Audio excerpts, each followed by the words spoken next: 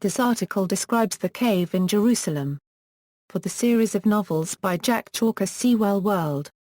The Well of Souls, sometimes translated Pit of Souls, Cave of Spirits, or Well of Spirits, is a partly natural, partly man-made cave located inside the foundation stone under the Dome of the Rock shrine in Jerusalem. The name derives from a medieval Islamic legend that at this place the spirits of the dead can be heard awaiting Judgment Day. The site has never been subject to an archaeological investigation, and political and diplomatic sensitivities preclude this for the foreseeable future. History and context: the Dome of the Rock, called Kabat as-Sakhra in Arabic and Kapat Hazla in Hebrew, is an early medieval Muslim shrine on Temple Mount, known as Har Bayith in Hebrew and as the Haram ash-Sharif in Arabic. The exposed bedrock directly under the dome, known as the foundation stone, is the spot upon which Jewish tradition says Abraham prepared to sacrifice his son Isaac, and from which Islamic tradition also indicates Muhammad ascended to heaven. The stone, known as even Har-Shatir in Hebrew and as Sakhra in Arabic, is considered the holiest site in Judaism and the third holiest in Islam. Both Jewish and Muslim traditions relate to what may lie beneath the foundation stone, the earliest of them found in the Talmud in the former and understood to date to the 12th and 13th centuries in the latter. The Talmud indicates that the stone marks the center of the world and serves as a cover for the abyss containing the raging waters of the flood. The cave was venerated as early as 902 according to Ibn al-Faqih. Muslim tradition likewise places it at the center of the world and over a bottomless pit with the flowing waters of paradise underneath. A palm tree is said to grow out of the river of paradise here to support the stone. Noah is said to have landed here after the flood. The souls of the dead are said to be audible here as they await the Last Judgment. The foundation stone and its cave entered fully into the Christian tradition after the Crusaders recaptured Jerusalem in 1099. These Europeans converted the Dome of the Rock into a church, calling it the Templum Domini. They made many radical physical changes to the site at this time, including cutting away much of the rock to make staircases and paving the stone over with marble slabs. They certainly enlarged the main entrance of the cave and probably are also responsible for creating the shaft descending from the center of the chamber. The Crusaders called the cave the Holy of Holies, and venerated it as the site of the announcement of John the Baptist's birth. In 1871, Jerusalem was visited by the explorer and Arabist Sir Richard Francis Burton. Lady Burton later described their exploration of the Well of Souls as tourists. A flight of 15 steps takes us into the cave under this rock. This feature has been immensely written about. I shall content myself with saying that Captain Burton holds it to be the original granary of the corn threshed, or rather trodden out, upon the plain on either side, and winnowed from the rock. If the latter proved to be the great altar of sacrifice, the cave will be the cistern for the blood which ran off by the Bir al-Awh into the valley of Hinnom.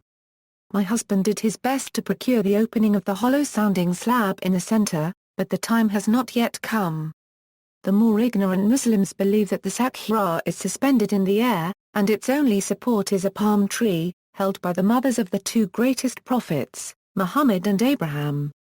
The most projecting point is called a Oeth tongue, because, when Omar thought he had discovered the stone which was Jacob unregistered trademark pillar in his vision at Bethel, he exclaimed, Oes salamo alaykum and the stone replied, Oe alayka emma salam, wara mat'a The Sahih of the mosque explained everything to us, even the minutest trifle, and showed us the places where Solomon prayed, and also David, and where Abraham and Elijah and Muhammad met on the occasion of his night flight upon El Borakeh.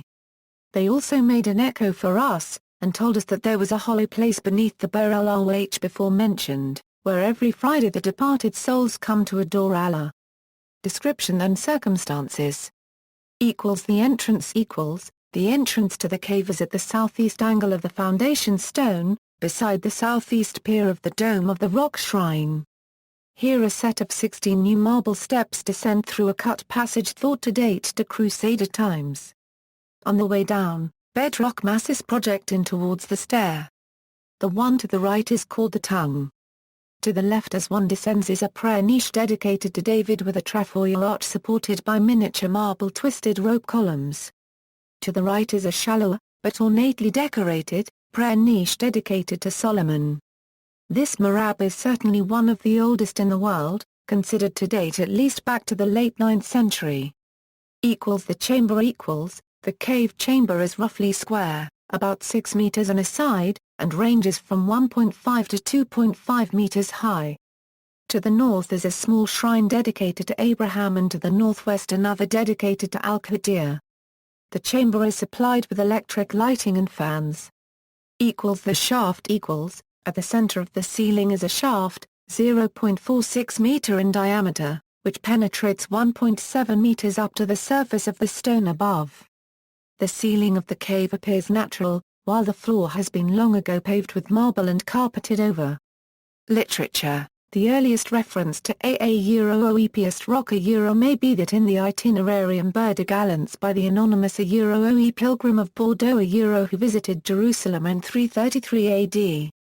References to the Well of Souls under the foundation stone date back at least to the 10th century Persian writer Ibn al-Faqih who mentions it as an Islamic sacred site. The 11th century Persian writer and traveller Nasir I-Khusraw related the traditional story of the origin of the cave in his classic travelogue Safarnama. They say that on the night of his ascension into heaven the Prophet, peace and blessing be upon him, prayed first at the dome of the rock, laying his hand upon the rock. As he went out, the rock, to do him honor, rose up, but he laid his hand on it to keep it in its place and firmly fixed it there. But by reason of this rising up, it is even to this present day partly detached from the ground beneath. The 16th century Rabbi David ben Solomon ibn Abi Zimra attested to the existence of the cave found under the dome of the rock and known as the Well of Souls.